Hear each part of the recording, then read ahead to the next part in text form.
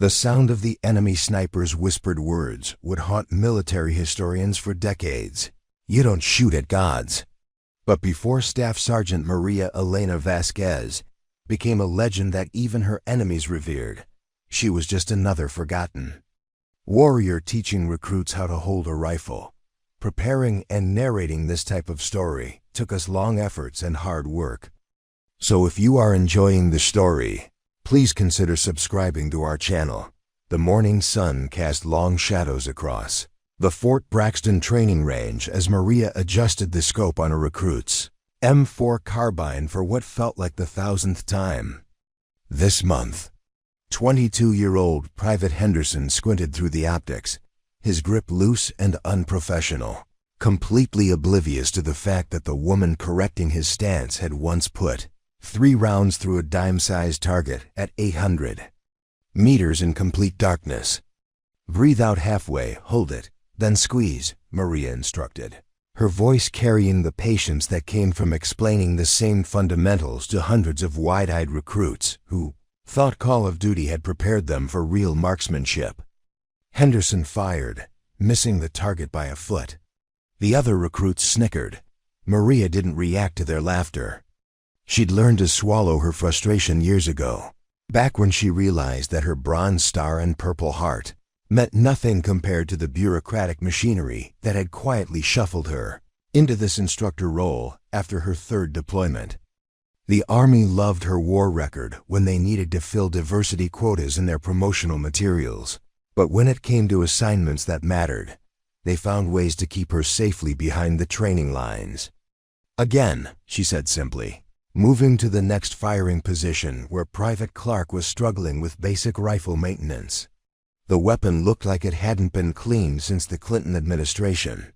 "Ma'am, this rifle's jammed up tighter than a tick on a hound dog," Clark complained, his thick Alabama accent making the technical malfunction sound almost quaint. Maria took the M4 without comment, her hands moving with practiced efficiency as she field stripped the weapon in less than 30 seconds.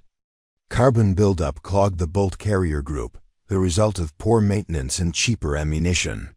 She cleaned the critical components with movements so fluid they appeared choreographed, then reassembled the rifle in another 20 seconds. "Weapon maintenance isn't optional, Private," she said, handing back the now functional M4. "In combat, your rifle is your lifeline. Treat it with respect." What she didn't tell Clark was that during her 2nd deployment to Afghanistan, she'd once spent 18 hours in a sniper hide with a rifle that had been partially buried in sand after an IED explosion. While her spotter called for extraction, Maria had disassembled and cleaned her weapon using nothing but a bootlace and saliva, then put down 3 Taliban fighters who were flanking her unit's position. The citation for that action had somehow gotten lost in the administrative shuffle. Just like many of her other accomplishments, the range officer's whistle signaled the end of the morning session, and the recruits began police calling brass and packing equipment with the grudging efficiency of people who wanted to be anywhere else. Maria watched them with mixed emotions.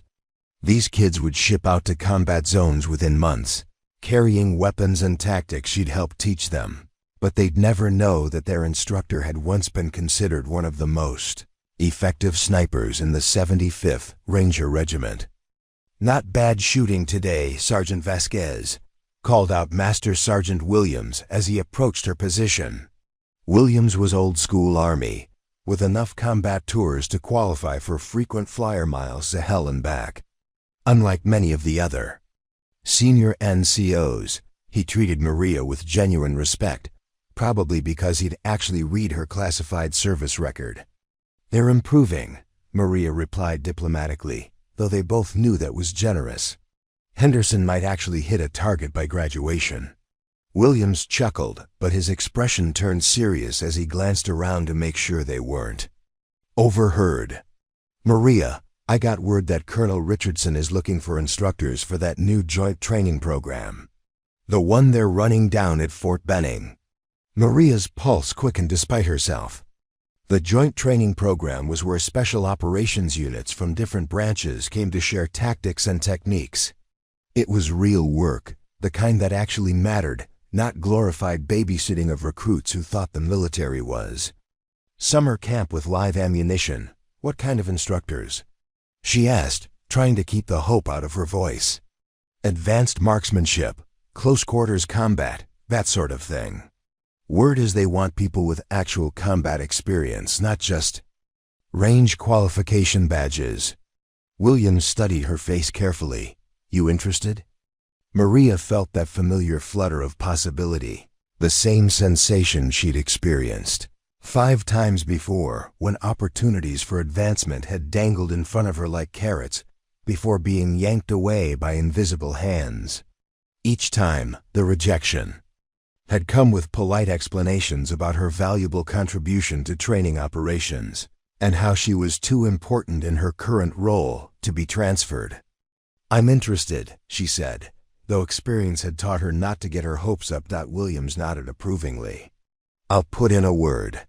Your record speaks for itself, even if some people around here have selective amnesia about what you accomplished. Downrange.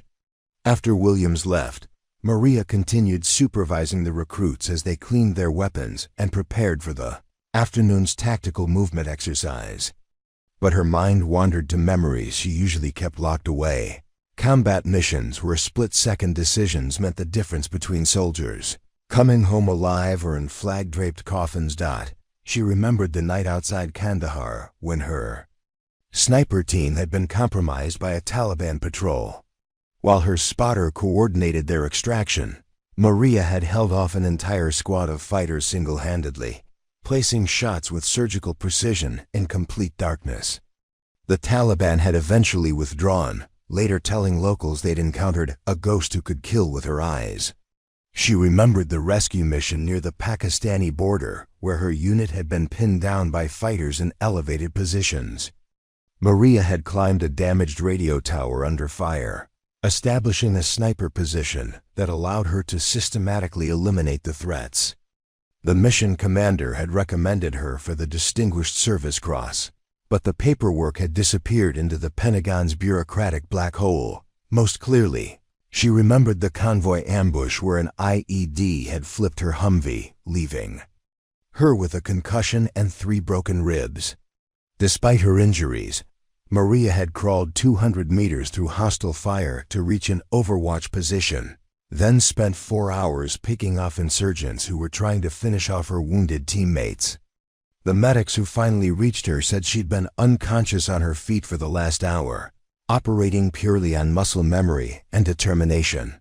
But those memories belonged to a different Maria Vasquez, one who'd worn the Ranger Scroll and earned the respect of operators who measured worth in blood and bullets rather than political correctness. That Maria had believed the Army valued excellence above all else. That skill and dedication would eventually be rewarded with opportunities to serve where she could make the biggest difference.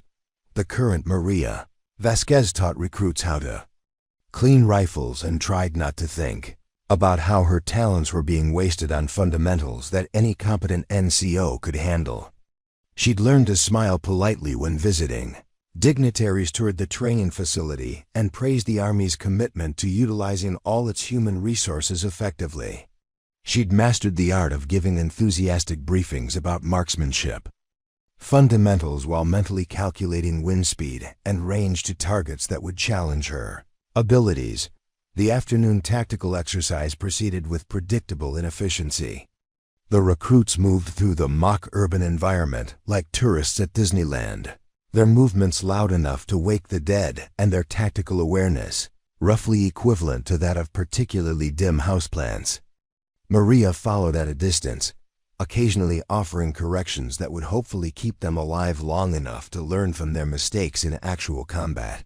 Private Martinez, one of the few recruits who showed actual potential, approached during a rest break. Sergeant, can I ask you something? Go ahead, Martinez. My uncle served in Afghanistan, and he told me stories about this sniper who could hit anything at any range. Called her La Muerte Silenciosa, the Silent Death.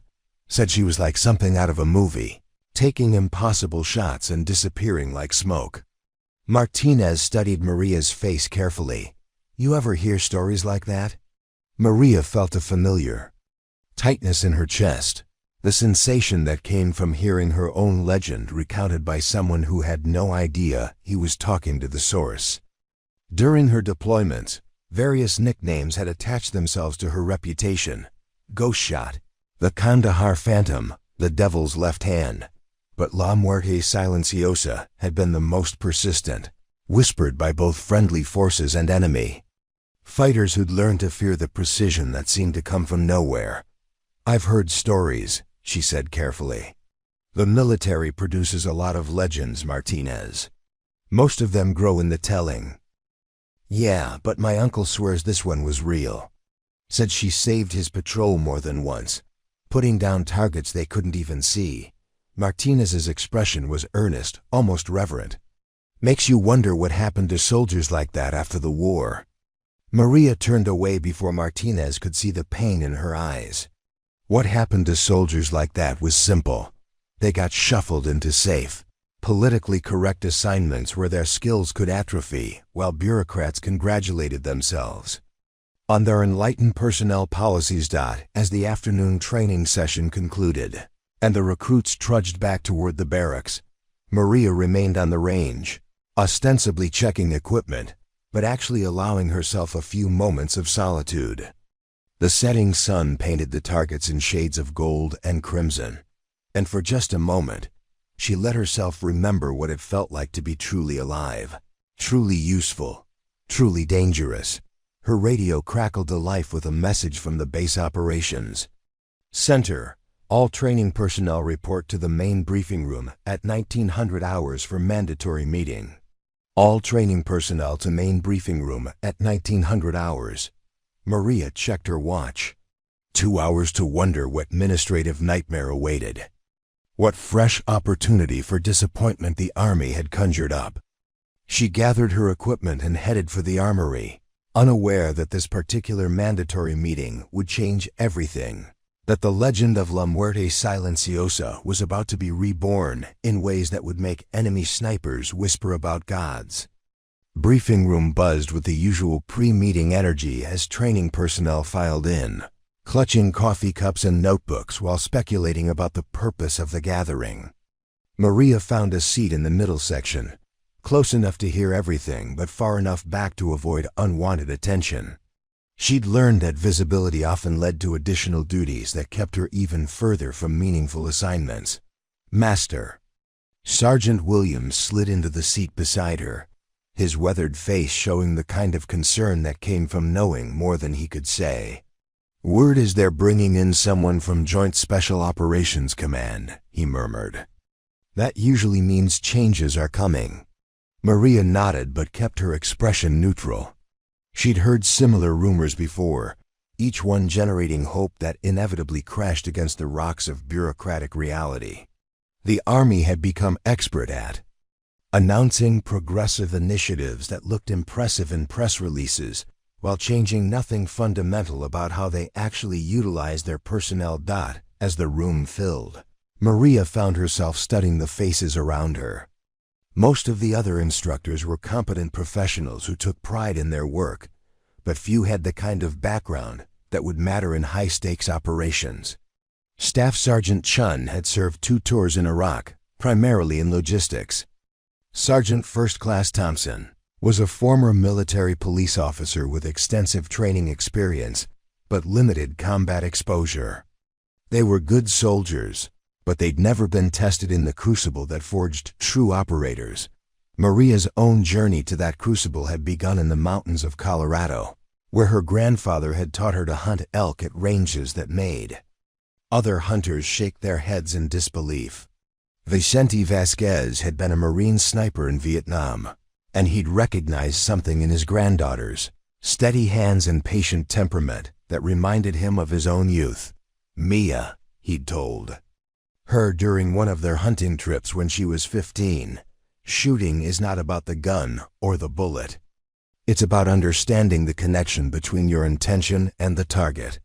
Everything else, Wind, distance, movement. Those are just variables to be calculated and accounted for. Under his tutelage, Maria had learned to read wind patterns by watching grass bend, to estimate range by understanding how terrain features related to each other, to control her breathing and heartbeat until she could fire between the silent spaces of her own pulse. By the time she enlisted at 18, she could consistently hit targets at distances that impressed even seasoned marksmen. Army basic training had been almost insultingly easy. While other recruits struggled with marksmanship fundamentals, Maria, qualified expert on every weapon system they put in her hands. Her drill sergeants initially suspected she'd received prior military training, then gradually realized they were witnessing natural talent refined by years of dedicated practice.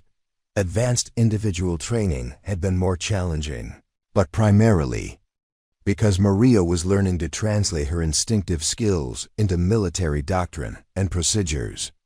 The Army's approach to precision shooting was more systematic than her grandfather's mountain wisdom, but the underlying principles remained the same. Understand your weapon, read the environment, control yourself, and execute with absolute precision. Real test had come during Ranger training, where Maria was one of only 3 women in a class of 127 candidates. The physical challenges were brutal but manageable. Years of hiking Colorado mountains had prepared her for the Army's endurance requirements. The psychological pressure was more difficult, as instructors seemed determined to prove that women couldn't handle the stress of elite military training. During the mountain phase, her patrol had been assigned a navigation exercise that required them to locate and eliminate a series of targets scattered across 15 kilometers of difficult terrain. While her teammates struggled with map reading and compass work, Maria had identified the most efficient route and methodically guided them to each objective. When they reached the final target, a sniper position that had been troubling other patrols all week, Maria had spotted the concealed instructor from 600 meters and put a training round precisely where it needed to be. The Ranger instructor, who'd been playing the enemy sniper, had been a veteran of multiple deployments with a reputation for making students' lives miserable. After Maria's shot, he'd climbed down from his hide site and walked the entire 600 meters to their position, stopping directly in front of her with an expression she couldn't read. "Student, that was a hell of a shot," he'd said simply. "What's your background?" "Grew up hunting in Colorado, Sergeant," Maria had replied. "No formal training. My grandfather was a Marine sniper in Vietnam." The instructor had nodded slowly, then made a note in his evaluation book that Maria wouldn't see until years later. "This student possesses natural abilities that exceed most trained snipers. Recommend immediate consideration for advanced marksmanship programs." That recommendation had led to Maria's assignment to the 75th Ranger Regiment and eventually to sniper school, where her performance had been nothing short of extraordinary. She'd graduated first in her class, setting new records for accuracy at extended ranges and demonstrating an almost supernatural ability to make shots under stress that reduced seasoned instructors to stunned silence. Her first deployment to Afghanistan had been with an experienced sniper team that treated her initial assignment with barely concealed skepticism. The team leader, a staff sergeant with 3 previous tours, had made it clear that he expected her to observe and learn rather than actively participate in operations. That attitude had lasted exactly 1 week, during a routine Overwatch mission near Kabul. Maria's team had been observing a compound suspected of housing bomb makers when enemy fighters launched a coordinated attack on a nearby checkpoint. From their position 800 meters away, Maria could see American soldiers taking casualties while insurgents moved through buildings that provided perfect concealment from ground-level return fire. Without waiting for permission, Maria had begun engaging targets that her teammates couldn't even identify through their scopes. Her first shot dropped a fighter who was positioning to throw a grenade into the checkpoint's main bunker. Her second eliminated a sniper who had been systematically picking off American defenders. Her third, fourth, and fifth shots cleared an entire building of insurgents who thought they were safely concealed. In 12 minutes, Maria had fired 17 rounds and neutralized 11 enemy fighters, breaking the back of the attack and allowing the checkpoint defenders to mount an effective counteroffensive. Her team leader had watched through his spotting scope with growing amazement, finally breaking radio silence to call in the results. Base, this is Overwatch 7. Be advised, we have successfully engaged multiple targets. Enemy attack has been neutralized. Overwatch 7, confirm your engagement count. Maria's team leader had looked at her with something approaching awe before keying his radio. Base, we engaged 11 targets at ranges from 650 to 920 meters. All hits confirmed. There had been a long pause before the radio crackled back. Overwatch 7, say again your engagement count. Base, 11 confirmed kills in 12 minutes. Request permission to relocate before enemy identifies our position. The aftermath of that engagement had established Maria's reputation within the special operations community. Word spread quickly about the new sniper who could make impossible shots look routine, who seemed to understand battlefield geometry in ways that defied explanation. Command elements began specifically requesting her team for high-priority missions, and her kill count steadily climbed through deployments that tested every skill her grandfather had taught her, and then demanded more. But it was during her third deployment that Maria had truly become a legend. Operating in the mountains near the Pakistani border, her team had been assigned to eliminate a high-value target who'd been coordinating attacks against coalition forces. The target was known to move frequently and never stayed in one location for more than a few hours, making traditional surveillance and engagement nearly impossible. Maria had spent 3 weeks studying the target's movement patterns, analyzing terrain features, and calculating probability matrices that would have impressed mathematics professors. When the opportunity finally came, it had required a shot across a valley at a range of 1,247 meters, with crosswinds that were shifting every few minutes and a target who was visible for less than 30 seconds. The shot itself had become the stuff of legend within military circles. Maria had fired at a target she could barely see through her scope, calculating for wind, elevation, and the target's movement pattern with precision that seemed to transcend human capability. The bullet had traveled for nearly 2 seconds before finding its mark, eliminating a terrorist leader who had been responsible for dozens of American casualties. The intelligence value of that operation had been enormous, but the psychological impact had been even greater. Enemy fighters began reporting encounters with a ghost who could kill at impossible distances, and several insurgent groups had actually changed their operational patterns to avoid areas where Maria's team was known to operate, now sitting in a briefing room surrounded by fellow instructors who knew nothing of her combat record. Maria felt the weight of that past pressing against her chest like a physical force.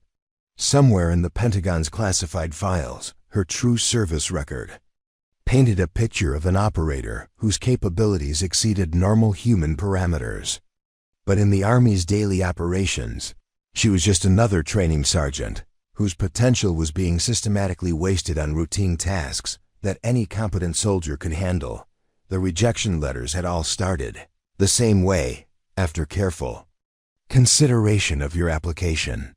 Maria had kept the first few, back when she still believed that merit and performance would eventually overcome whatever invisible barriers seemed to block her path. The pile had grown thicker with each deployment, each exemplary evaluation, each commendation that somehow failed to translate into the advancement opportunities she'd earned. Her first application for the Army's elite Delta Force selection had been submitted immediately after her second deployment, when her kill count exceeded that of snipers with twice her experience and her tactical innovations were being incorporated into training manuals. The rejection had been swift and impersonal. Insufficient time and grade, despite her accelerated promotion schedule. The fact that male soldiers with comparable or lesser records were being accepted never made it into the official explanation. Lieutenant Colonel Morrison had been the one to deliver that particular disappointment, calling Maria into his office. With an expression that suggested he was about to discuss something unpleasant but necessary. Morrison was old-school Army, the kind of officer who still referred to female soldiers as ladies, and seemed to believe that women in combat roles were an unfortunate concession to political correctness rather than a tactical advantage. "Sergeant Vasquez, I know this isn't what you wanted to hear," Morrison had said, not quite meeting her eyes. "But the selection board felt that you needed more experience in traditional leadership roles before being considered for special mission units." Maria had maintained her military bearing, but internally she'd been calculating the logic of that statement. Her traditional leadership roles included commanding sniper teams in some of the most dangerous terrain in Afghanistan, making split-second decisions that saved American lives, and training Afghan National Army soldiers in marksmanship techniques that dramatically improved their effectiveness. If that wasn't leadership experience, she wasn't sure what would qualify. "Sir, could you clarify what specific experience the board is looking for?" she'd asked. Morrison had shuffled papers on his desk, clearly uncomfortable with the conversation. "You know, garrison leadership, administrative responsibilities. The kind of well-rounded background that prepares officers for higher command." The translation had been clear. They wanted her to spend time in safe, bureaucratic assignments that would demonstrate her ability to manage paperwork rather than eliminate threats. The irony wasn't lost on Maria that the very combat effectiveness that should have made her an ideal candidate was being treated as a liability that needed to be balanced with more conventional qualifications. The second rejection had come after her third deployment, when she'd applied for the Army's Special Operations Training Center as an instructor. This position would have allowed her to share her hard-earned expertise with the next generation of Special Operations soldiers, transferring knowledge that had been tested in actual combat to students who would carry it into their own missions. Colonel Henderson, Morrison's replacement, had delivered this rejection with more diplomacy, but equally frustrating logic. "Sergeant, your record is outstanding, and everyone recognizes your capabilities. But the SOTC position requires someone with broader experience across multiple weapon systems and tactical environments." Maria had wanted to laugh at the absurdity of that statement. During her deployments, she'd become proficient with every small arms system in the American arsenal and several foreign weapons as well. She'd operated in desert, mountain, and urban environments, adapting her techniques to conditions that ranged from sandstorms to monsoons. Her mission reports documented successful engagements and scenarios that covered virtually every tactical situation special operations soldiers might encounter. "Sir, my deployment record includes operations in diverse environments with multiple weapon systems," she'd pointed out carefully.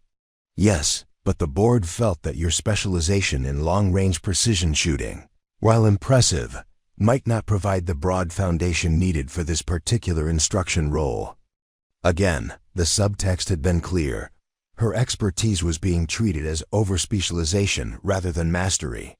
The fact that she could make shots other soldiers couldn't even attempt was somehow being used as evidence that she lacked the general knowledge to teach basic marksmanship principles. It was like rejecting Einstein as a physics teacher because his understanding of relativity was too advanced for undergraduate students. The third rejection had been the most painful, partly because it had come so close to success. Maria had applied for a position with the Joint Special Operations Command's Training Development Program, a role that would have utilized both her combat experience and her growing reputation for tactical innovation. The preliminary interviews had gone well, with senior officers expressing genuine interest in her ideas for improving sniper training methodologies. For 3 weeks, Maria had allowed herself to hope that this opportunity would finally break the pattern of disappointment. The JSOC position would have been perfect, challenging, meaningful work that utilized her unique combination of combat experience and analytical thinking. She'd even begun researching advanced ballistics programs at nearby universities, thinking about how formal education might complement her practical knowledge. The rejection had come not as a letter, but as a phone call from Major Patricia Whitman, one of the few senior female officers Maria had encountered who seemed genuinely committed to advancing women's roles in special operations. Whitman's voice had carried a frustration that suggested she'd fought for Maria's selection and lost. "Maria, I'm calling to let you know that the JSOC position has been filled. I wanted you to hear it from me rather than through official channels. I understand, ma'am. Can you tell me what factors influenced the decision?" There had been a long pause before Whitman responded, and when she spoke, her words carried a weariness that suggested she'd had this conversation before. Officially, the selection board chose a candidate with more diverse operational experience. Unofficially, there are still people in this organization who believe that certain positions should be reserved for certain types of soldiers. The implication had been clear without being explicitly stated. Despite Maria's proven capabilities, despite her combat record that exceeded most of her peers, despite recommendations from field commanders who'd witnessed her effectiveness firsthand, she was still being viewed through the lens of outdated assumptions about women's roles in the military. "Ma'am, is there anything I can do to improve my candidacy for future opportunities?" Whitman's response had been honest in its bleakness. "Keep doing what you're doing, Maria. Keep being excellent. Eventually, the old guard will retire, and maybe the next generation of leaders will make decisions based on merit rather than prejudice." The fourth rejection had come after Maria had completed a voluntary assignment to train Kurdish Peshmerga fighters in northern Iraq. The Kurdish fighters had embraced her instruction with enthusiasm, partly because their culture had a long tradition of female warriors, and partly because her results spoke for themselves. Within 2 months, the Kurdish snipers she'd trained were achieving kill ratios that exceeded those of much more experienced units. The success of that training mission had generated significant attention within military intelligence circles. As Kurdish units began reporting dramatic improvements in their effectiveness against ISIS targets, Maria had hoped that this demonstrable impact on Allied capabilities would finally provide the breakthrough she needed to access positions where her skills could be fully utilized. Instead, she'd been reassigned to Fort Braxton's training command, with a commendation for exceptional performance in cultural liaison and international training coordination. The language made it sound like she'd been conducting cultural sensitivity workshops rather than transforming Allied combat effectiveness through advanced marksmanship instruction. Captain Rodriguez, who'd delivered that assignment, had at least been honest about the reasoning. "Maria, your work with the Kurds was outstanding, but some people upstairs are concerned about the visibility of your role. There's political sensitivity around American military personnel, especially women, taking high-profile combat advisory positions." "Sir, the assignment was successful by every measurable standard." "Absolutely. Which is why you're being moved to a position where you can continue making valuable contributions without attracting unwanted attention." The pattern had become depressingly clear. Every success Maria achieved seemed to generate new reasons why she couldn't be trusted with greater responsibilities. Her effectiveness in combat was treated as evidence that she was too specialized for general assignments. Her ability to train Allied forces was seen as politically problematic rather than strategically valuable. Her reputation among enemy fighters was viewed as an asset that needed to be carefully managed rather than maximized. Each rejection had carved away another piece of Maria's optimism, replacing hope with a cynical understanding of how the military's bureaucracy actually functioned beneath its official commitment to merit-based advancement. She'd learned to smile politely during performance evaluations that praised her exceptional abilities while recommending her for assignments that utilized none of them. The cumulative weight of these disappointments had gradually transformed Maria from an eager professional seeking to maximize her contribution to a resigned functionary who'd learned to find satisfaction in small victories rather than meaningful advancement. Teaching recruits basic marksmanship wasn't the career she'd envisioned, but at least it was honest work that prepared young soldiers for challenges they'd face in actual combat. Still, late at night in her quarters, Maria sometimes pulled out her old deployment photos and remembered what it felt like to be truly alive, truly useful, truly dangerous. Those memories carried a bitter sweetness now, like looking at pictures of a former lover who'd moved on to someone else. The woman in those photos had believed the Army would eventually recognize her worth. The woman staring at them now knew better. Lieutenant Colonel Sarah Chun entered the briefing room with the kind of purposeful stride that immediately commanded attention.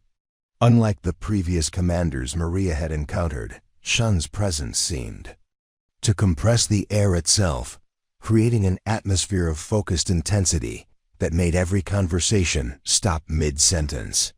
She was younger than Maria had expected, probably in her early 40s, with steel-gray eyes that suggested she'd seen more combat than most officers twice her age. Chun moved to the front of the room without preamble, declining the microphone that Master Sergeant Williams offered. Her voice carried naturally to every corner of the space, with the kind of projection that came from years of command in hostile environments where being heard could mean the difference between mission success and catastrophe. Ladies and gentlemen, my name is Lieutenant Colonel Sarah Chun, and as of this morning, I've been assigned to establish a new joint training initiative that will fundamentally change how we prepare special operations personnel for modern warfare. She paused, letting that sink in before continuing. What I'm about to discuss with you is classified, and the program I'm describing will challenge everything you think you know about conventional military training. Maria felt her pulse quicken. Despite her learned skepticism, she'd heard similar promises before, usually followed by announcements about new administrative procedures or updated safety protocols that made training less realistic rather than more effective. But something in Chun's bearing suggested this might be different. Chun activated a wall-mounted display that showed satellite imagery of mountainous terrain dotted with compounds and defensive positions. 6 months ago, coalition forces encountered enemy combatants who demonstrated tactical capabilities that exceeded our previous intelligence assessments. These fighters weren't just well-trained. They were implementing counter-sniper techniques and urban warfare tactics that suggested they'd been studying our methods and developing specific countermeasures. The room remained silent as Chun advanced to the next slide, showing after-action reports with casualty figures that made Maria's stomach tighten.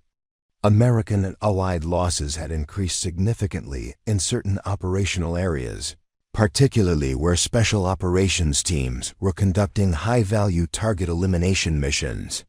Traditional training methods aren't preparing our operators for enemies who've learned to anticipate and counter our standard approaches, Chun continued. We need instructors who understand combat from perspectives that can't be taught in conventional classrooms or simulated environments. We need people who've innovated under fire and developed techniques that enemy forces haven't yet learned to counter. Maria found herself leaning forward in her seat, drawn by the possibility that someone in authority finally understood what she'd been trying to communicate through 3 years of applications and recommendations. The enemy fighters Chun was describing sounded remarkably similar to the Taliban elements she'd encountered during her final deployment, insurgents who'd begun adapting their tactics specifically to counter American sniper operations. Chun's next slide displayed an organizational chart for something called the Advanced Combat Training Initiative, with positions that made Maria's breath catch in her throat. Senior Marksmanship Instructor, Tactical Innovation Specialist, Field Training Coordinator. These weren't the administrative positions usually offered to accomplished soldiers. They were operational roles that would directly impact how Special Operations Forces prepared for combat. This program will operate differently from traditional military training, Chun explained. Instead of teaching standardized procedures, we'll be developing adaptive methodologies that prepare operators to think and fight like the individual warriors they are. Our instructors won't just be teaching techniques. They'll be partnering with students to develop new approaches to problems that textbooks haven't solved yet. Master Sergeant Williams raised his hand. "Ma'am, what kind of background are you looking for in potential instructors?" Chun's smile was sharp as a blade. "I'm looking for people who've been told they can't do things, then went ahead and did them anyway. I want instructors who've solved problems in the field that weren't covered in their training manuals. I need people who enemy forces remember, who've made enough of an impact that their techniques are being studied and countered."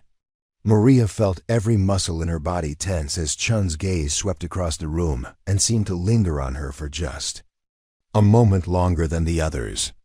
It was impossible that Chun knew about her deployment record, but something in that brief eye contact suggested otherwise. "The selection process for this program will be unconventional," Chun continued. "Instead of reviewing personnel files and conducting interviews, we'll be observing candidates in situations that test their ability to adapt and innovate under pressure. Some of you will be given opportunities to demonstrate capabilities that may not be reflected in your current assignments." Staff Sergeant Thompson spoke up from the front row.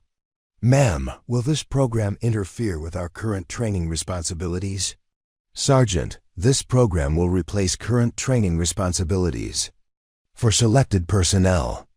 The ACTI will be a full-time assignment with deployment potential for instructors who prove capable of operating in contested environments." Chun's expression grew more serious. "I want to be clear about something. This isn't a promotion opportunity or a career advancement program. This is a combat readiness initiative that will put instructors in dangerous situations where their decisions will directly impact American lives." The room buzzed with quiet conversations as the implications of Chin's announcement settled in. Maria remained silent, but her mind was racing through the possibilities and calculating the chances that this opportunity might be different from the others that had promised so much and delivered so little. Chun raised her hand for silence. "Over the next week, selected personnel will be given practical evaluations designed to assess their suitability for ACTI positions.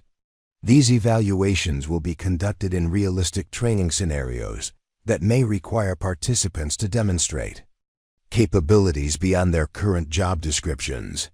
Maria's radio crackled quietly with a message that made her heart stop. "Staff Sergeant Vasquez, report to Lieutenant Colonel Chun's temporary office immediately after this briefing." The remainder of Chun's presentation passed in a blur of technical details about program timelines and operational security requirements. Maria absorbed the information automatically while struggling to process the possibility that she'd been specifically identified for whatever evaluation Chun had in mind.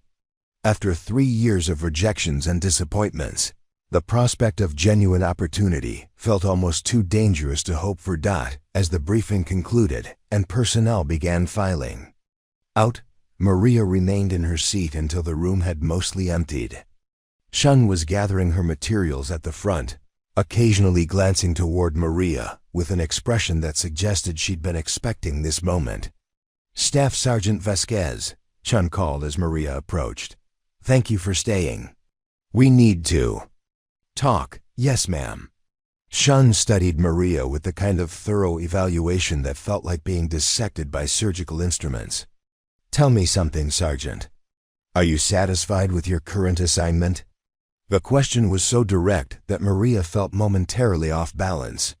Military protocol demanded that she express satisfaction with whatever role the Army had assigned her, but something in Chun's tone suggested that diplomacy would be less valuable than honesty. "Ma'am, I believe I could contribute more effectively in a role that utilized my operational experience." "Your operational experience." Chun's repetition of the phrase carried weight, that suggested she knew exactly what that experience entailed. "Walk with me, Sergeant."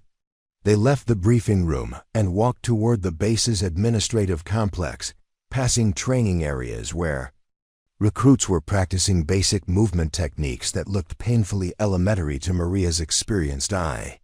Chun seemed to be evaluating the training as they walked, occasionally making notes on a tablet that appeared to be recording her observations.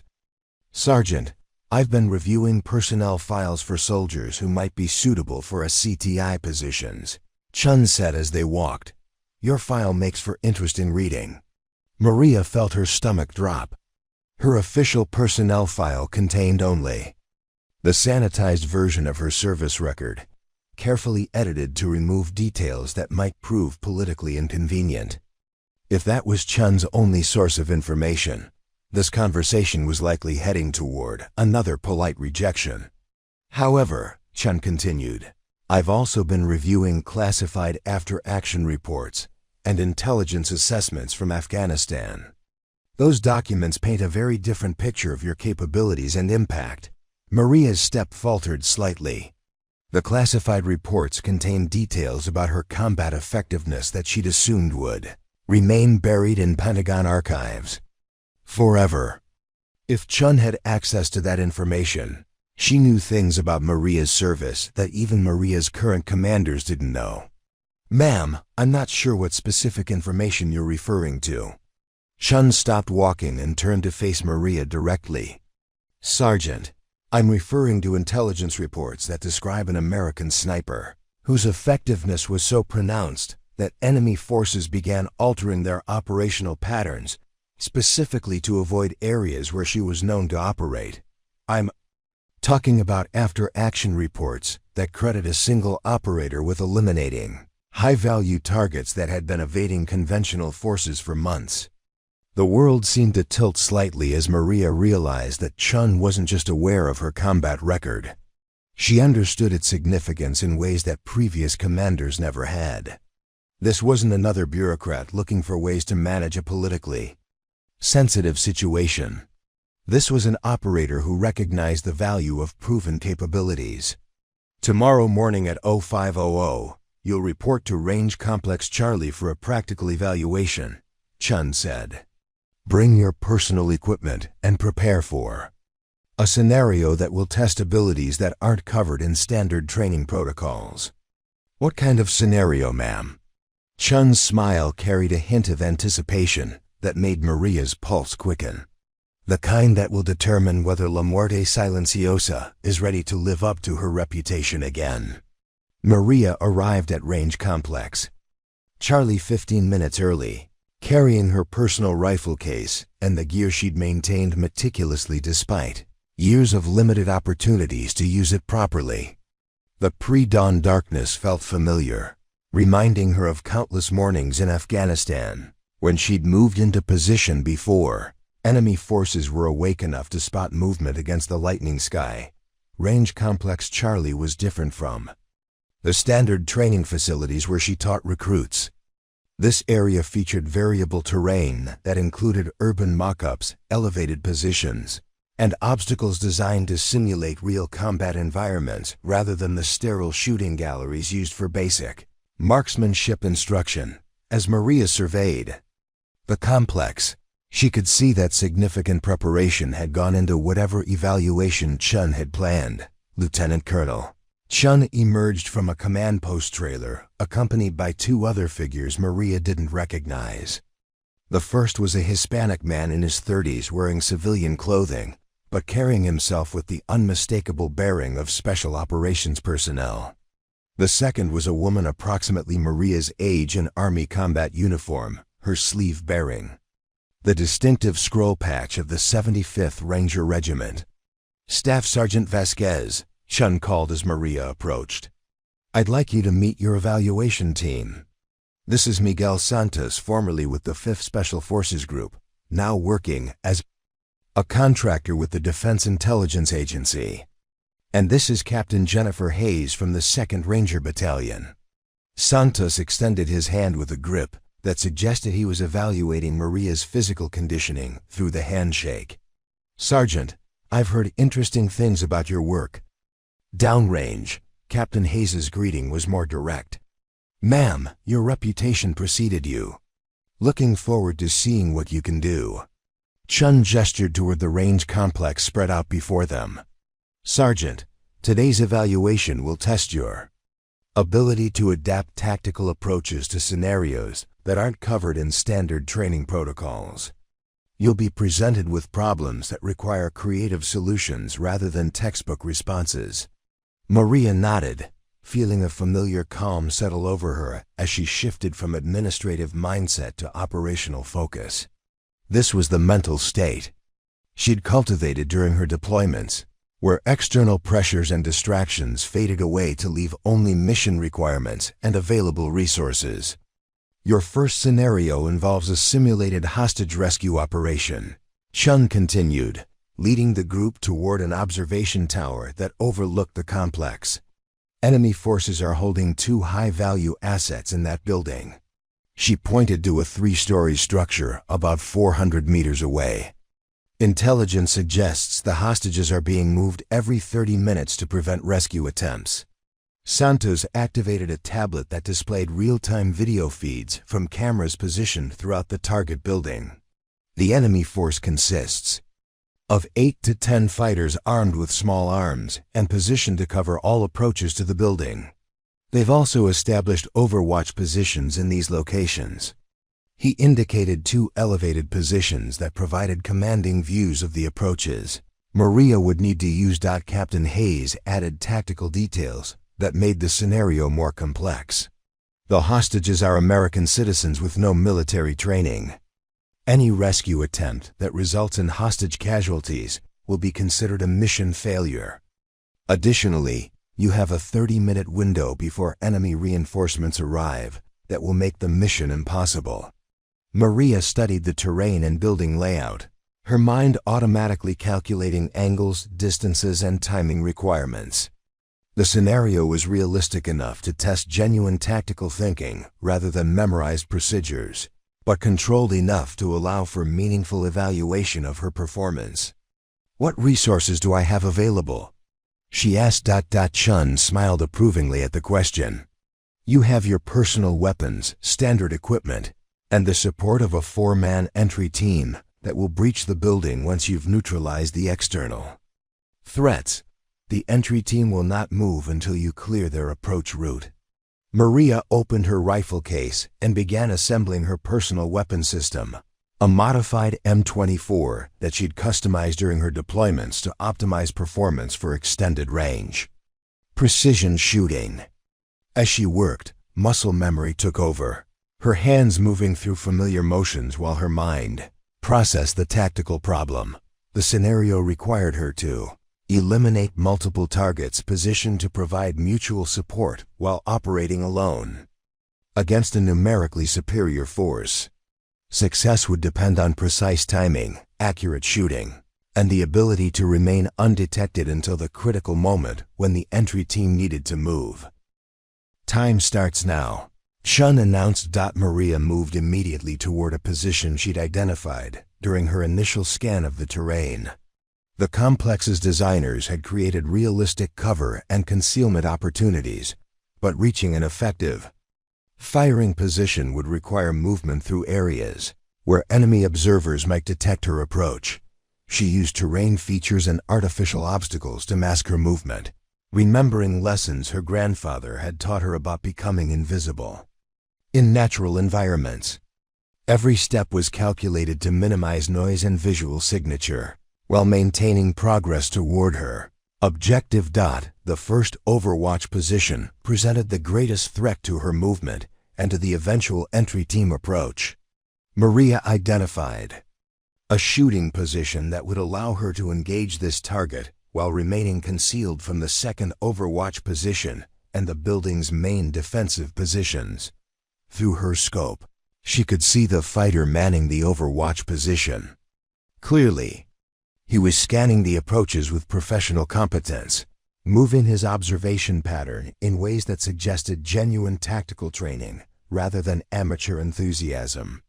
This detail told Maria that Chun's evaluation was designed to test her Against realistic opponents rather than convenient targets, Maria controlled her, breathed in and calculated the shot parameters. Range, 347 meters. Wind, light and variable from the northwest. Target movement, predictable scanning pattern with approximately 8-second intervals of stationary observation. Environmental factors, early morning light creating shadows that could mask muzzle flash but also might affect target identification. She waited for the optimal moment when the target was stationary and oriented away from her position, then fired. The suppressed rifle produced minimal sound and flash signature, and the target dropped without alerting other enemy positions. Moving immediately to avoid potential counterfire, Maria repositioned to engage the second overwatch position. This shot was more challenging due to increased range and the target's elevated position, but the principles remained the same: patience, precision, and timing. The second target fell as cleanly as the first, and Maria began engaging the buildings. Main defensive positions with systematic efficiency. Each shot was placed to eliminate threats while avoiding positions where hostages might be located. The fighters inside the building began reacting to their casualties, but their response was confused and uncoordinated rather than tactically sound. Within 12 minutes, Maria had eliminated 6 enemy fighters and cleared the approach route for the entry team. Captain Hayes, who had been monitoring the scenario through radio communications with the entry team, looked genuinely impressed as she coordinated the final phase of the operation. "Entry team is moving," Hayes announced. "All external threats neutralized, approach route clear." The simulated breach and hostage extraction proceeded flawlessly, with the entry team encountering minimal resistance inside the building. When the exercise concluded, Maria had achieved all mission objectives with time to spare and 0 simulated casualties. Among friendly forces or hostages, Santos approached her as she safed her weapon and began collecting her equipment. "Sergeant." That was textbook precision shooting, but more importantly, it was tactically sound decision-making under pressure. You prioritized threats correctly and adapted your approach when the situation required flexibility. Captain Hayes nodded in agreement. "Ma'am, I've worked with special operations snipers who couldn't have executed that scenario more effectively. Your movement discipline and target selection showed operational experience that can't be taught in training environments." Chun had remained quiet during the exercise, observing Maria's performance through binoculars and occasionally making notes on her tablet. Now she approached with an expression that suggested the evaluation had confirmed something she'd suspected but needed to verify. "Sergeant, that was outstanding work. But this was the easy test." Chun's tone carried both approval and warning. "The scenarios we're developing for ACTI instructors will require capabilities that exceed what you just demonstrated. Are you prepared for evaluations that will push you beyond your comfort zone?" Maria felt the familiar surge of anticipation that had characterized her best moments in combat, when impossible missions became possible through skill, determination, and the willingness to attempt things that reasonable people would consider too dangerous. "Yes, ma'am. I'm ready for whatever you need me to prove." Chun's smile suggested that Maria had just committed herself to challenges that would test every skill she'd developed during 3 deployments and years of preparation. "Excellent. Tomorrow we'll see how you handle problems that don't have textbook solutions." The second evaluation began before sunrise at a facility Maria had never seen before, located in a restricted section of the base that required special clearance to access. Chun led her through multiple security checkpoints to a compound that looked more like a Hollywood movie set than a military training area, complete with realistic Middle Eastern architecture and street layouts that perfectly mimicked urban environments. From her deployments, "This facility replicates conditions our operators encounter in contested urban areas," Chun explained as they walked through streets lined with buildings that could have been transplanted directly from Kabul or Baghdad. Today's scenario will test your ability to operate in a complex environment where enemy forces have home field advantage and civilian populations complicate every decision. Santos and Captain Hayes were joined by two additional evaluators Maria hadn't met, a grizzled master sergeant with special forces tabs and a young lieutenant whose bearing suggested recent combat experience. The expanded evaluation team indicated that today's test carried more significance than the previous day's relatively straightforward marksmanship exercise. Staff Sergeant Vasquez, the Master Sergeant, introduced himself. I'm Master Sergeant Blake, recently returned from Syria. Today's scenario is based on actual operations that didn't go according to plan. We're interested in seeing how you handle situations where the enemy doesn't cooperate with your tactical preferences. Lieutenant Morrison stepped forward with a onward briefing folder thick enough to suggest complex operational parameters. Ma'am, you'll be operating in a simulated urban area where enemy forces have been conducting surveillance on American activities for several weeks. They know our standard tactics and have prepared countermeasures specifically designed to neutralize our conventional approaches. Chun activated a detailed map display that showed the urban compound from an overhead perspective. Your mission is to eliminate a high-value target who's conducting a meeting in this building at 0800 hours. Intelligence suggests he'll be accompanied by at least 6 bodyguards, all experienced fighters with military training. Maria studied the map, noting the dense urban environment that would provide numerous concealment opportunities for enemy forces while limiting her own movement options. Unlike the previous day's scenario, this setup offered no obvious overwatch positions or clear fields of fire that would allow for conventional sniper tactics. What about civilian presence? Maria asked. Significant, Hayes replied grimly. The compound houses approximately 40 non-combatants, including women and children. Any civilian casualties will result in mission failure and significant political consequences for American operations in the region. Blake added operational complications that made the scenario even more challenging. The target has been using civilian shields as protection during previous meetings. He positions his security team to ensure that any attack route requires shooters to engage through areas where civilians might be present. Santos pulled up additional intelligence data on his tablet. Enemy forces have also been studying American sniper tactics. They've identified likely shooting positions around the compound and positioned observers to detect movement in those areas. If you're spotted, they'll initiate immediate countermeasures that will make mission completion impossible. Maria felt her pulse quicken as she recognized the complexity of the scenario. This wasn't a test of basic marksmanship skills. It was an evaluation of her ability to solve tactical problems that had no standard solutions.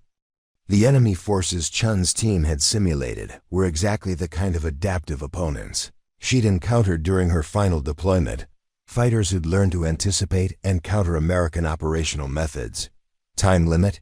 She asked. The target will be vulnerable for exactly 23 minutes, Chun replied. Intelligence suggests that's the maximum duration of his planned meeting. If you haven't eliminated him by then, he'll relocate to a hardened position where conventional forces can't reach him. Maria began her approach to the compound using movement techniques she'd developed during urban operations in Afghanistan. The simulated enemy observers were positioned realistically, requiring her to use shadows, building layouts, and timing to avoid detection while advancing toward potential firing positions. Her first challenge came when she realized that all the obvious sniper positions had been compromised by enemy surveillance. The building tops and elevated positions that would normally provide clear shots to the target area were being actively monitored by fighters with radio communications. Maria would need to find an unconventional approach that enemy planners hadn't anticipated. She identified a drainage system that ran beneath the compound streets, providing concealed movement, routes that wouldn't be visible to surface observers. The drainage tunnels were cramped and uncomfortable, but they allowed her to position herself directly beneath the target, building without being detected by enemy surveillance. Through a carefully concealed observation position, Maria could see the target meeting taking place exactly as intelligence had predicted. The high-value individual was surrounded by bodyguards, who had positioned themselves to provide maximum protection while using civilian areas as shields. A conventional shot from any exterior position would risk civilian casualties and likely fail to achieve clean target identification. Maria spent precious minutes studying the meeting's dynamics, looking for patterns that might create an opportunity for precise engagement. She noticed that every 12 minutes, the target moved to a specific window to check street conditions, creating a brief moment when he was isolated from both bodyguards and civilian shields. The shot she eventually planned required capabilities that exceeded normal sniper training parameters. She would need to fire through a narrow window opening at a target who would be visible for less than 4 seconds, while positioned in a drainage tunnel that limited her mobility and shooting stability. Using equipment modifications she'd developed during her deployments, Maria created a stable shooting platform in the confined space and calculated ballistic solutions for the unusual firing position. The shot required precise timing, exact range estimation, and the ability to execute under conditions that would have been impossible for most trained snipers. When the target appeared at the window for his scheduled security check, Maria fired once. The suppressed round traveled through the narrow opening with surgical precision, eliminating the high-value target without endangering any civilians or alerting the security team to her location. The simulated exercise concluded with Maria extracting through the drainage system while enemy forces responded to their principal's death with confusion and disorganized searching. By the time the evaluation team reached her position, she had already cleared the compound and reached the designated extraction point. Chun approached with an expression that suggested Maria had exceeded expectations in ways that genuinely surprised her. "Sergeant, that was an innovative solution to a problem that has stumped some of our most experienced operators. Using the drainage system wasn't in any of our tactical manuals." Master Sergeant Blake nodded approvingly. "Ma'am, I've seen special operations teams spend hours trying to solve similar scenarios without finding workable approaches. Your willingness to operate in unconventional environments and accept uncomfortable conditions opened up possibilities that conventional thinking would have missed." Lieutenant Morrison was reviewing video footage of Maria's approach and execution on his tablet. The shot itself was technically exceptional, but the tactical innovation was what made it possible. "You identified vulnerabilities in the enemy's defensive plan that they hadn't anticipated." Santos pulled Chun aside for a quiet conversation that Maria couldn't overhear, but their body language suggested they were discussing something more significant than routine evaluation feedback. When they returned, Chun's expression carried a seriousness that indicated the evaluation process was entering a new phase. "Sergeant, your performance over the past 2 days has confirmed assessments we've been developing about your operational capabilities," Chun said. "Tomorrow's evaluation will be different from anything we've conducted so far. Instead of simulated scenarios, you'll be participating in an actual operational mission." Maria felt her breath catch as she processed the implications of that statement. "Ma'am, are you saying tomorrow's test will involve real combat?" "I'm saying that sometimes the best way to evaluate an operator's readiness is to see how they perform when lives are actually on the line," Chun replied. "There's a situation developing that requires immediate response from someone with your particular combination of skills and experience." Captain Hayes stepped forward with a briefing packet, marked with classification levels that indicated serious operational security requirements. "Ma'am, what I'm about to tell you is highly classified and directly related to national security interests. Are you prepared to accept assignment to a mission that will put you in immediate danger?" Preparing and narrating this type of story took us long efforts and hard work. So if you are enjoying the story, please consider subscribing to our channel. Maria looked around at the evaluation team, recognizing that this moment represented the opportunity she'd been seeking for 3 years. Everything that had happened during her previous deployments, every rejection and disappointment, every night spent wondering if her skills would ever be properly utilized, had led to this point. "Yes, ma'am, I'm ready." Shun's smile carried both approval and concern. "Good, because in 18 hours, you'll be deploying to a location where enemy snipers have been neutralizing our special operations, teams with techniques we haven't encountered before. Your mission will be to eliminate threats that conventional approaches can't handle." The transport aircraft that carried Maria toward the operational area was a far cry from the comfortable passenger plane she'd taken to previous deployments. This C-130 had been stripped down to essential systems, its cargo bay filled with equipment and personnel who spoke in the quiet, focused tones of operators preparing for high-stakes missions. The flight manifest listed their destination simply as Grid Reference Classified. But Maria knew from the briefing materials that they were heading into Syrian territory where American Special Operations teams had been taking casualties from. Enemy snipers whose capabilities exceeded intelligence assessments. Captain Hayes sat across from Maria, reviewing mission parameters on a ruggedized tablet while occasionally glancing up to evaluate Maria's mental state. The past 18 hours had been a compressed course in operational planning that covered intelligence updates, equipment preparation, and tactical coordination with units already deployed in the target area. The enemy sniper we're hunting has eliminated 7 American operators in the past 2 weeks, Hayes said quietly, her voice barely audible over the aircraft's engine noise.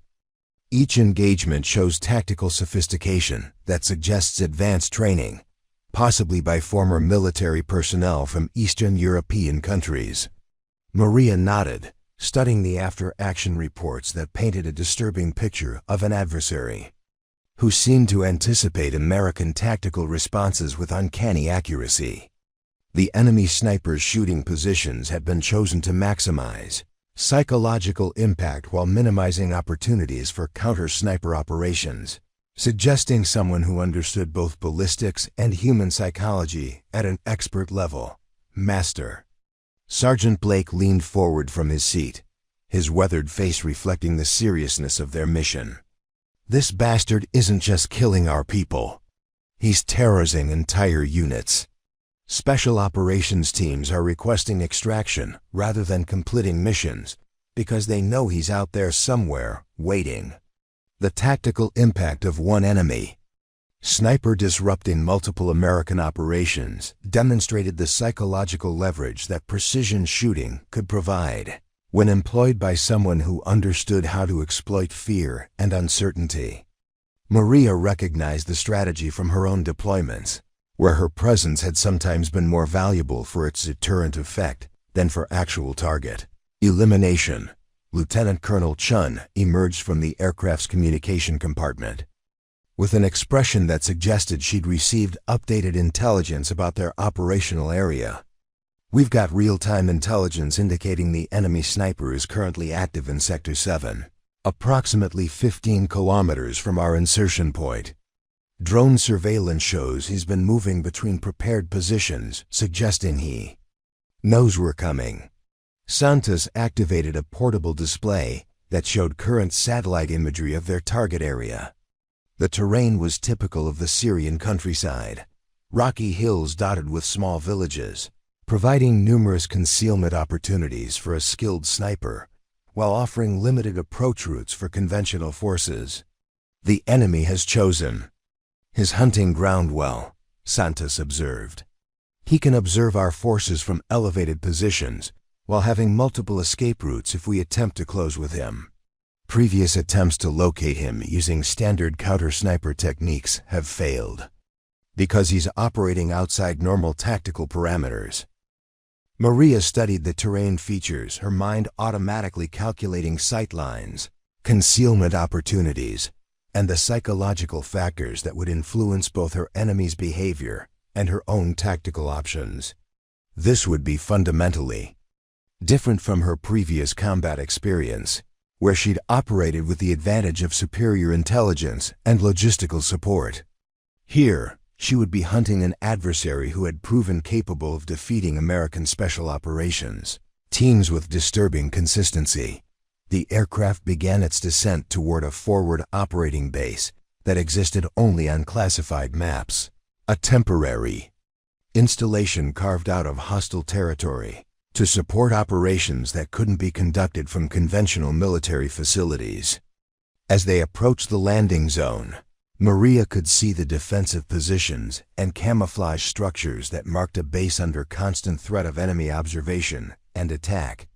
Upon landing, Maria was immediately briefed by the forward operating base commander, a lieutenant colonel whose haggard appearance spoke to the stress of commanding troops in a contested environment where enemy snipers could strike at any moment.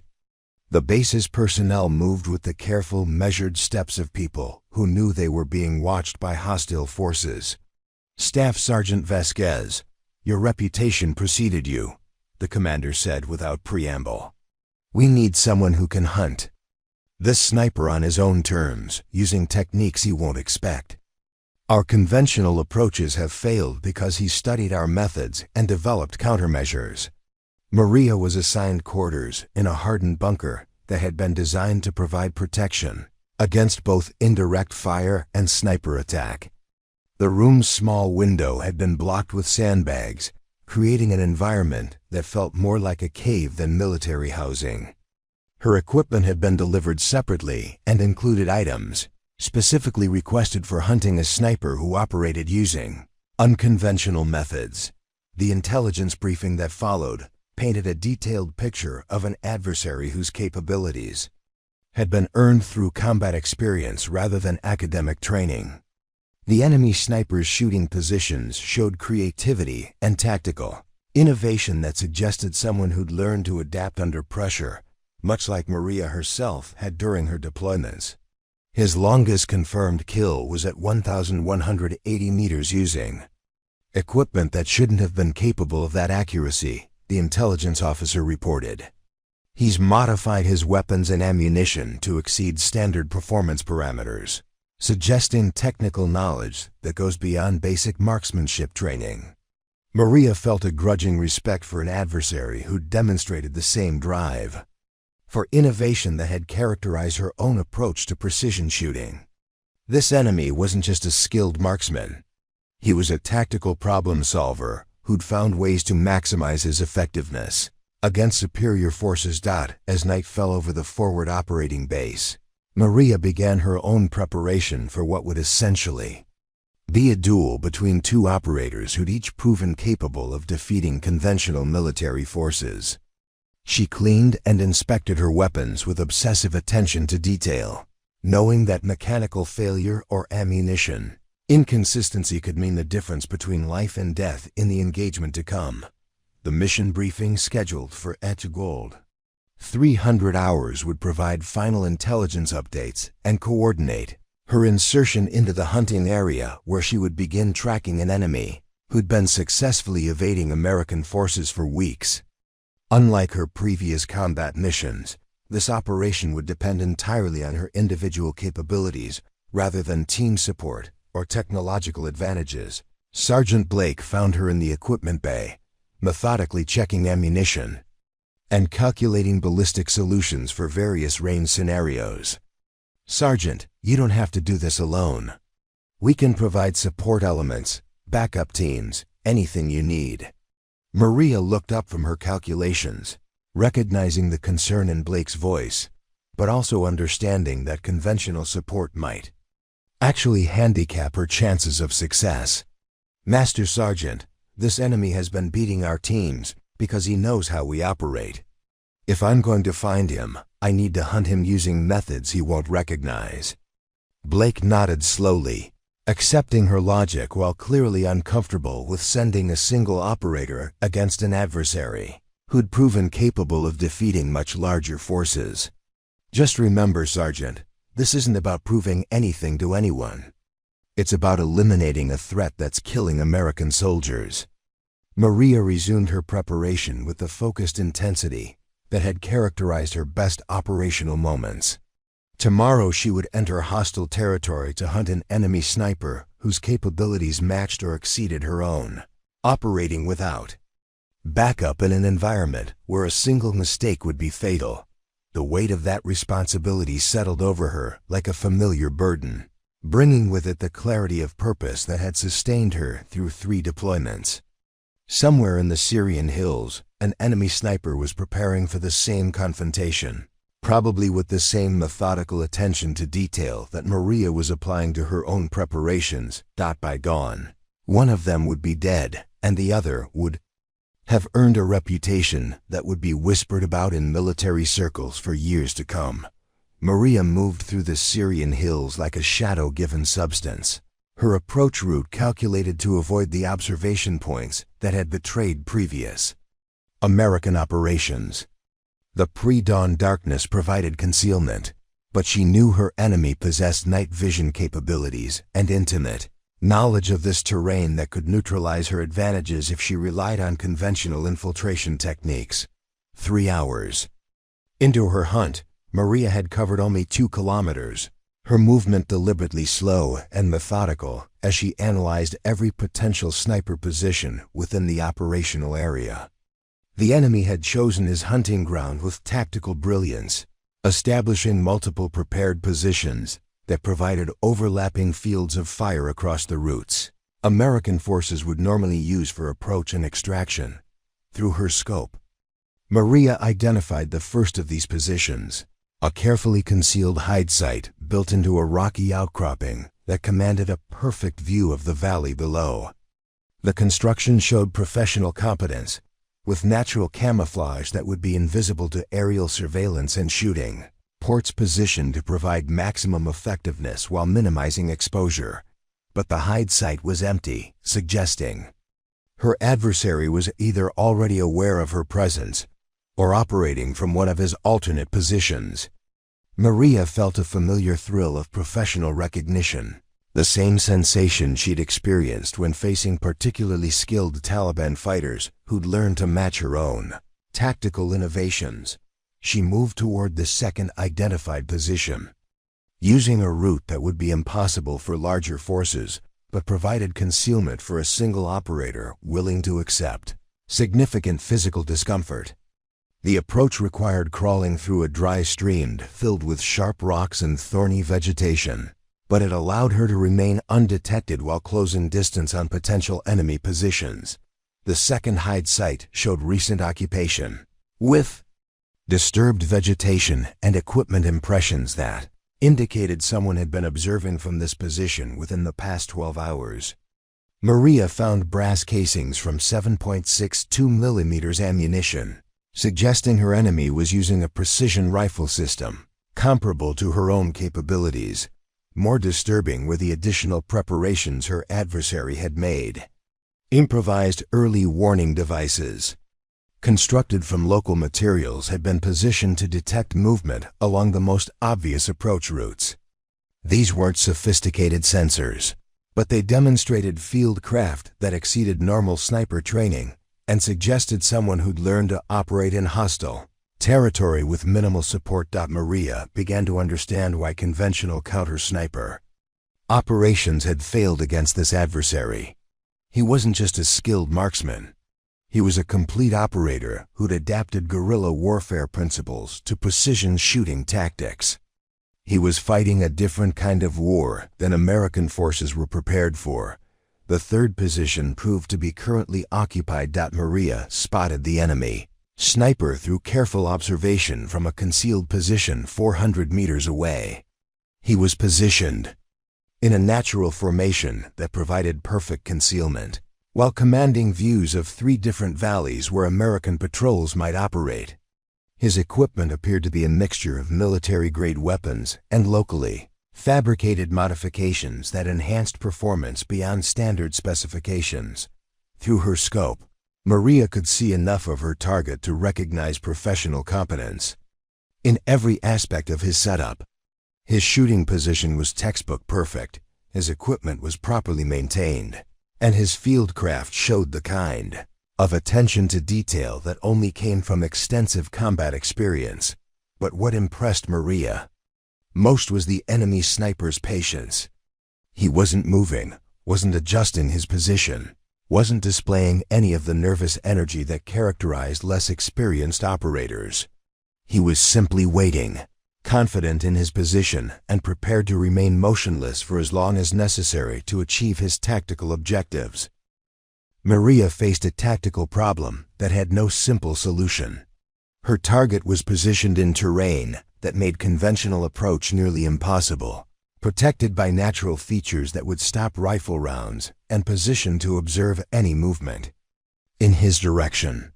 A standard sniper engagement would favor whoever fired first, but getting into effective range would require exposing herself to return fire from an adversary who'd proven his lethal capabilities. She spent 40 minutes studying the enemy position, looking for vulnerabilities that might allow her to gain tactical advantage through superior positioning or timing. The solution, when it finally presented itself, required accepting risks that violated every principle of sniper safety she'd ever learned. Maria began a flanking movement that took her completely outside the operational area's normal boundaries, moving through terrain that was technically within enemy-controlled territory but might allow her to approach her target from an unexpected direction. The route required her to cross open ground where she would be visible to observation, but it was the only approach that offered the possibility of achieving a firing position without being detected. The movement took 2 hours of careful progression through hostile territory, with Maria constantly evaluating whether her approach had been detected by enemy forces. Several times she was forced to remain motionless for extended periods, while enemy patrols moved through areas that would have compromised her position if she'd continued advancing. When she finally reached a position that provided a clear shot at her target, Maria discovered that her adversary had moved.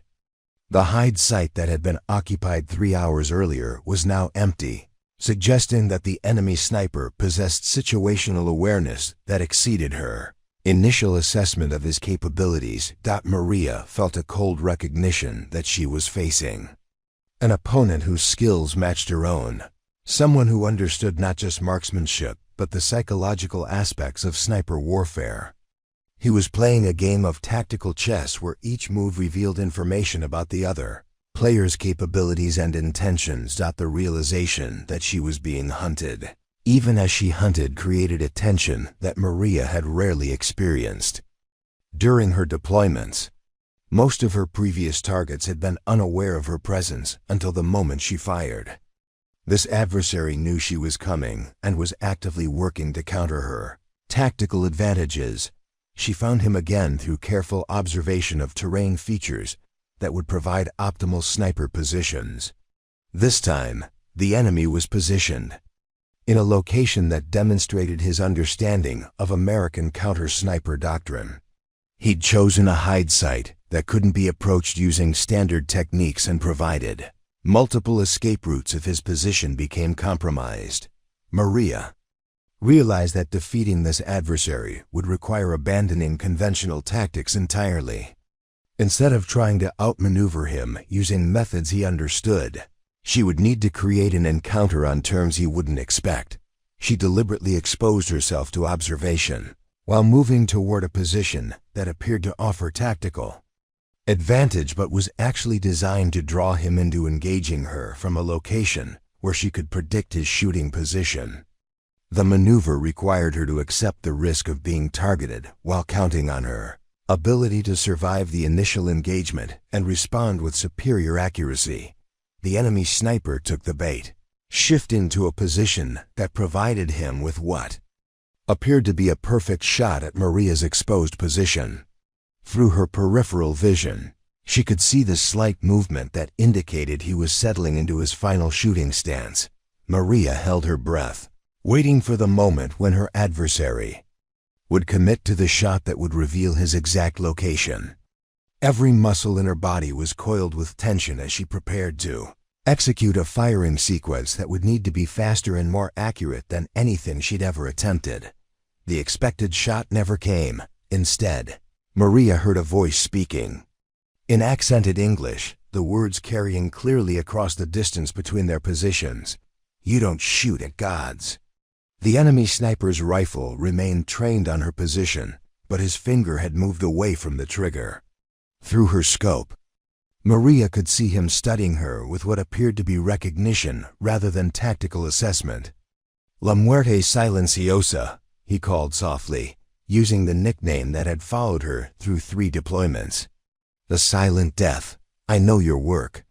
Maria realized that her reputation had preceded her into this confrontation, that somewhere in the intelligence networks that connected global special operations communities, her combat record had been analyzed and evaluated by an adversary who understood its significance. The enemy sniper slowly raised his hands away from his weapon, a gesture that indicated he was withdrawing from the engagement. "You are legend among warriors. To kill you would be improper." Maria maintained her firing position, uncertain whether this was genuine recognition or an elaborate tactical deception designed to create an opening for attack. But something in the enemy sniper's tone suggested authentic respect rather than strategic manipulation. "Today we do not fight," he continued, beginning to withdraw from his position with movements that demonstrated he was genuinely disengaging, rather than repositioning for attack. "Perhaps another day, when you are not hunting me for your government." Maria watched through her scope as the enemy sniper disappeared into terrain features that would make pursuit nearly impossible. For the first time in her military career, she'd encountered an adversary who'd chosen not to engage her based on recognition of her capabilities rather than tactical considerations. The mission was technically incomplete, but Maria understood that something more significant had occurred than simple target elimination.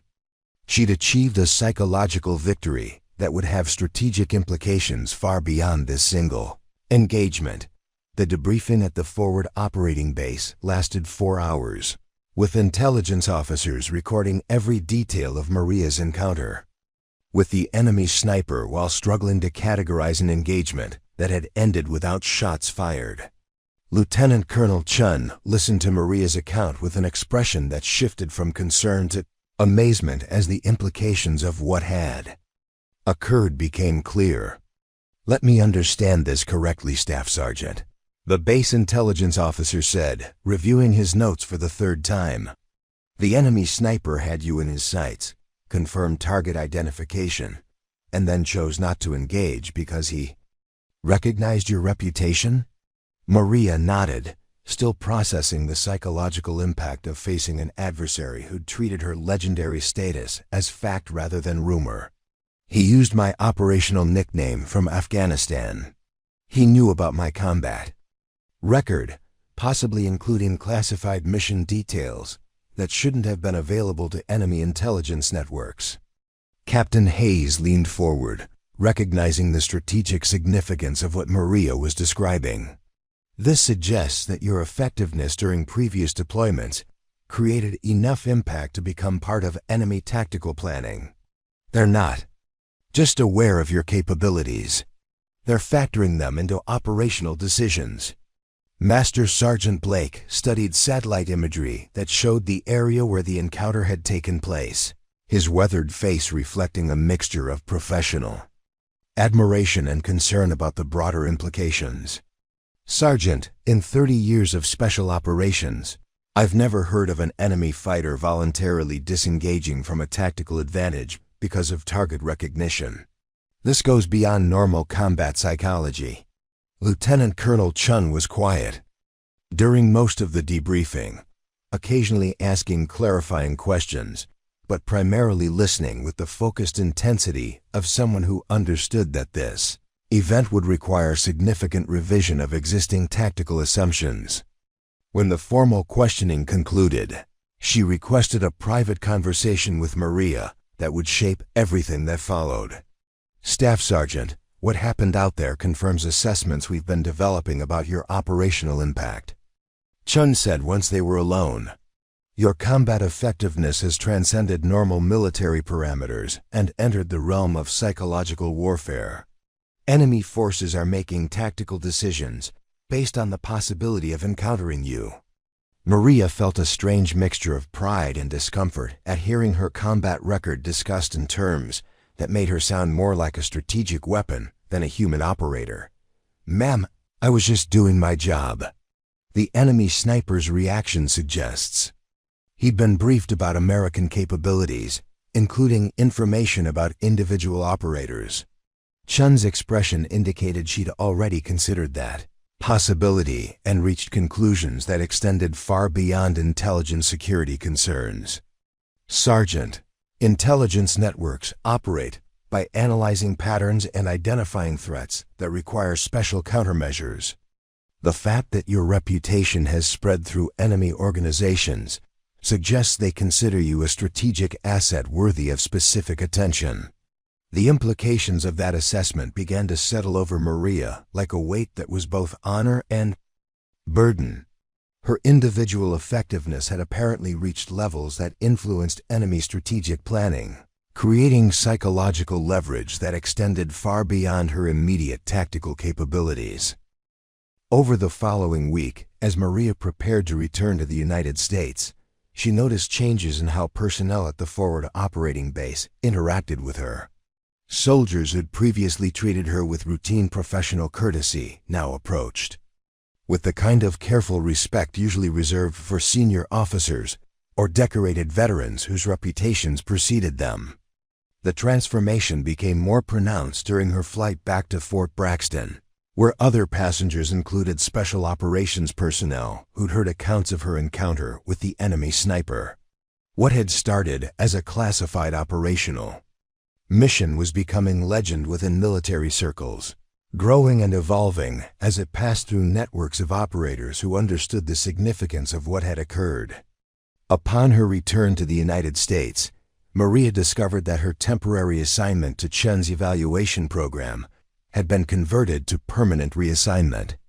Instead of returning to her previous role as a training instructor for basic recruits, she was now designated as Senior Marksmanship Specialist for the Advanced Combat Training Initiative, with responsibilities that included developing curriculum for special operations, schools, and serving as a subject matter expert for counter-sniper operations. The notification came through official channels, but Chun delivered the news personally during a meeting that felt more like recognition ceremony than administrative procedure. "Staff Sergeant, your performance during the Syrian operation demonstrated capabilities that we need to institutionalize within our training programs. You'll be working directly with special operations units to develop techniques that prepare our operators for adversaries who've learned to counter conventional approaches." Maria's new office was located in a secure facility that served as headquarters for Joint Special Operations training programs, a far cry from the basic training ranges where she'd spent the previous 3 years. Her colleagues were experienced operators whose combat records rivaled her own, creating an environment where her expertise was valued rather than managed as a political sensitivity, the first indication that her professional transformation extended beyond military circles came during a classified briefing attended by senior Pentagon officials who were developing new policies for special operations employment. Maria found herself providing tactical assessments that influenced strategic decisions about how American forces would be deployed in contested environments. "Staff Sergeant Vasquez," the briefing's senior official addressed her, "your encounter in Syria has prompted a comprehensive review of how enemy forces are adapting to American operational methods. We need your input on developing countermeasures that prevent adversaries from gaining tactical advantages through intelligence about our individual operators."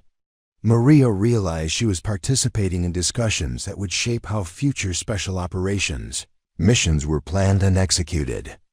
Her individual combat experience was being translated into doctrine that would influence American military capabilities on a strategic level.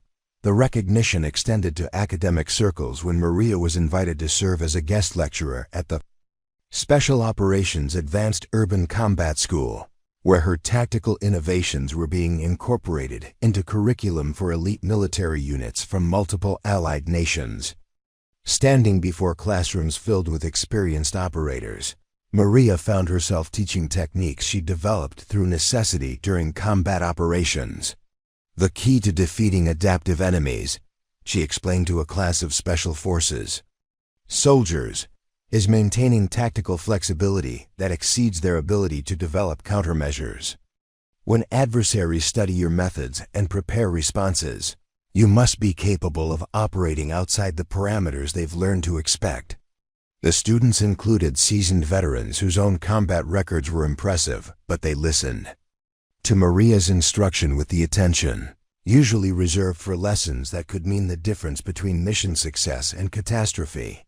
Her reputation had reached levels where experienced operators considered her insights essential rather than supplementary. Private military contractors began approaching Maria with lucrative offers for consulting positions that would have provided financial security while utilizing her specialized knowledge in civilian applications.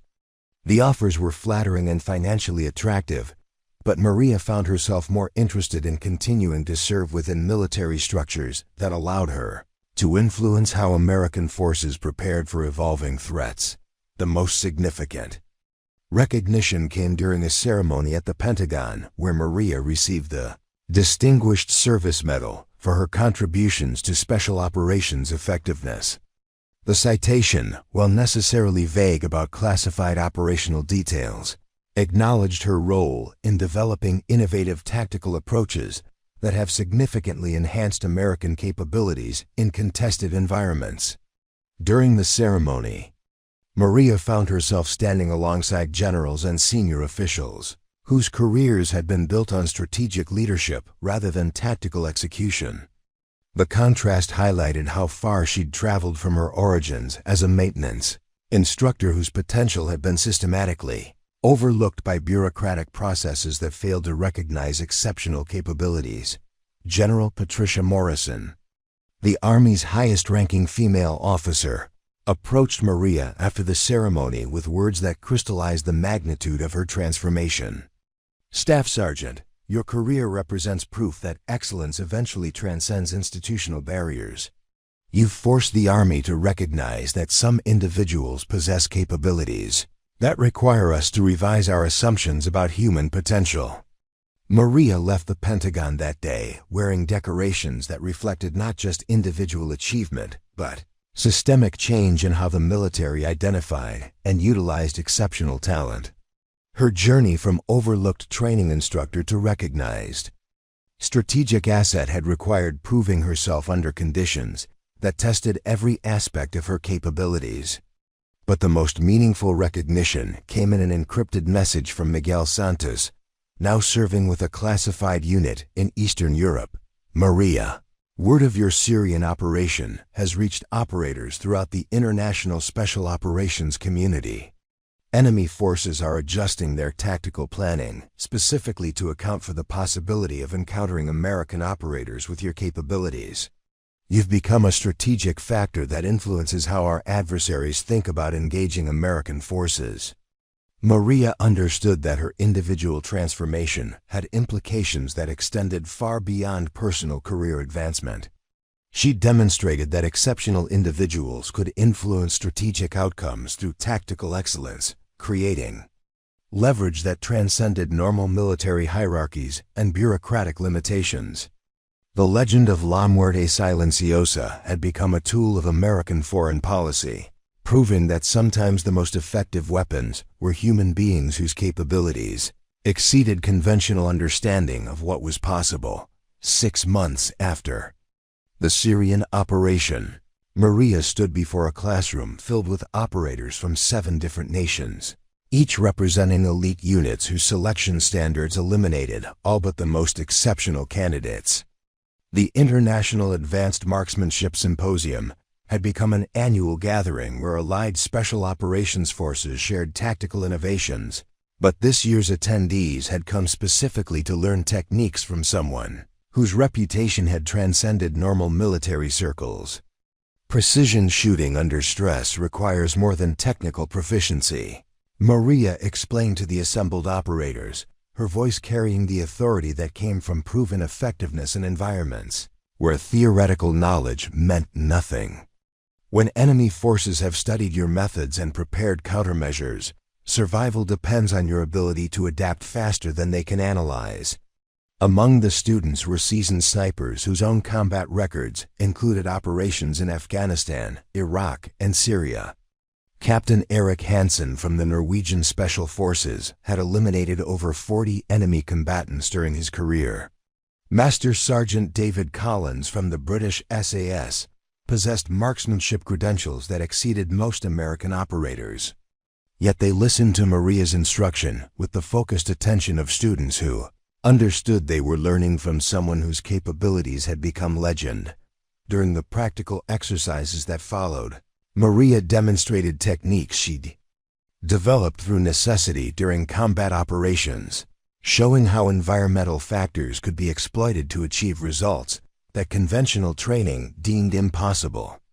Her students attempted to replicate shots that pushed the boundaries of what precision rifles could accomplish, gradually understanding that Maria's effectiveness came not just from exceptional skill, but from tactical thinking that operated outside normal parameters.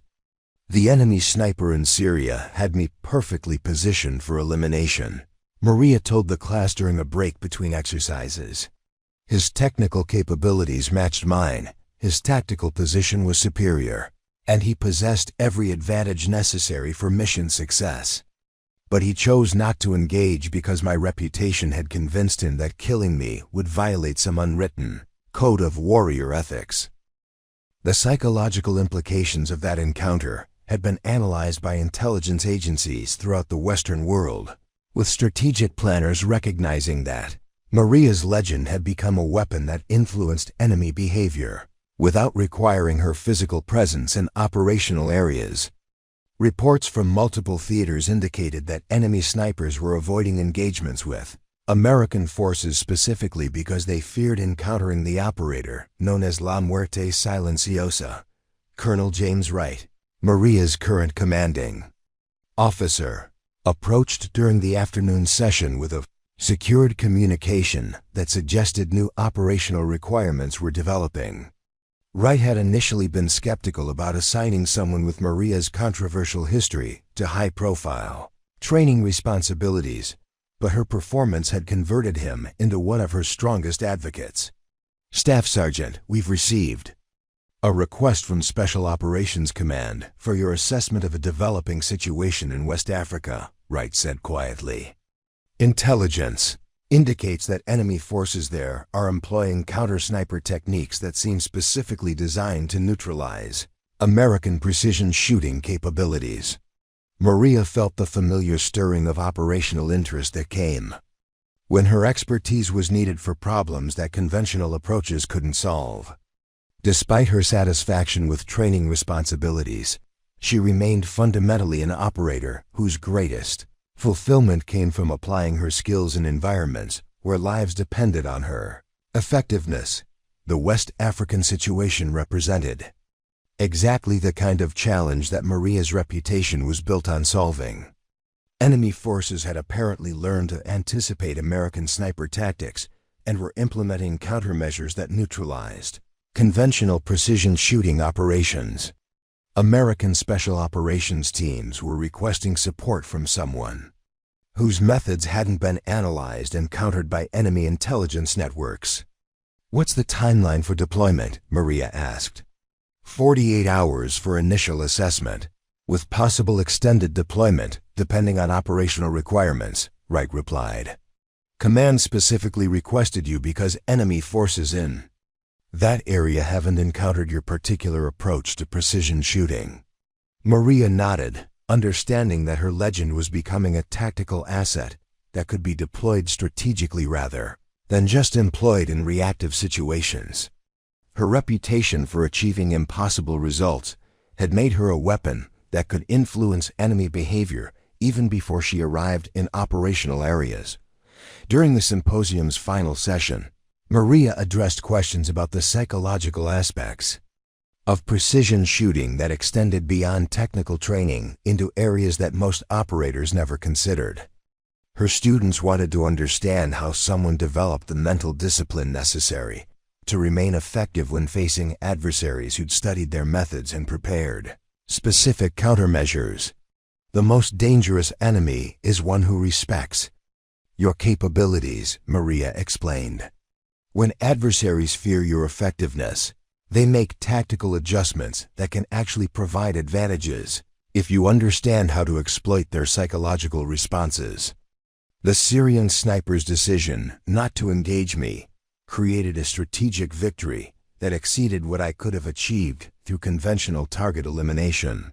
Captain Hansen raised his hand with a question that reflected the broader implications of what Maria was teaching. "Ma'am, how do we develop reputations that influence enemy behavior without compromising operational security?" Maria's response demonstrated how her thinking had evolved beyond individual tactical considerations to encompass strategic psychological warfare. "Your reputation is built through consistent performance that enemy intelligence networks can't ignore. When you repeatedly achieve results that exceed their analytical models, they begin making decisions based on the possibility of encountering you rather than the probability." The symposium concluded with participating nations requesting Maria's assistance in developing training programs that incorporated her tactical innovations into their own special operations curricula.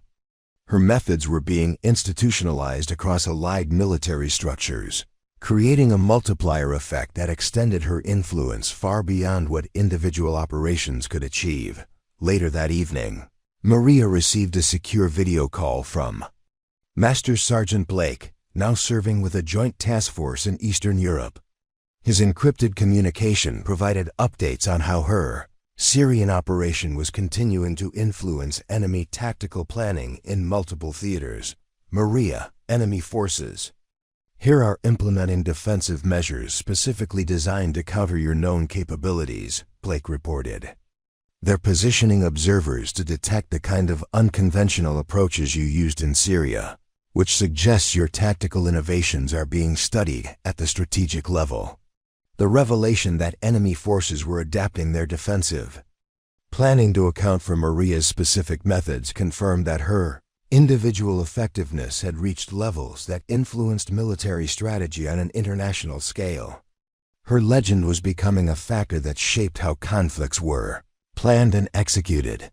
Maria's reflection on her journey from overlooked training instructor to international strategic asset carried emotions that were complex and sometimes contradictory. The recognition she'd sought for years had arrived in ways that exceeded her original aspirations, but it also carried responsibilities that extended far beyond personal achievement. Her quarters at the Special Operations Training Facility contained mementos from deployments that had established her reputation, but also commendations from allied nations whose operators had benefited from her instruction. The transformation from individual combatant to strategic educator represented an evolution that few military careers achieved. The secure communication system activated with an encrypted message from Lieutenant Colonel Chun, now serving as Director of Advanced Combat Operations at the Pentagon. Her message contained operational orders that would deploy Maria to West Africa within 72 hours, but also included personal recognition that reflected their shared understanding of how far Maria had traveled from her original circumstances. Staff Sergeant Vasquez, your next mission will test capabilities that exceed anything you've previously encountered. Enemy forces have been studying American special operations methods for months and have developed countermeasures that neutralize conventional approaches. We need someone whose tactical thinking operates outside parameters they've learned to expect. Maria began preparing for deployment with the same methodical attention to detail that had characterized her best operational moments.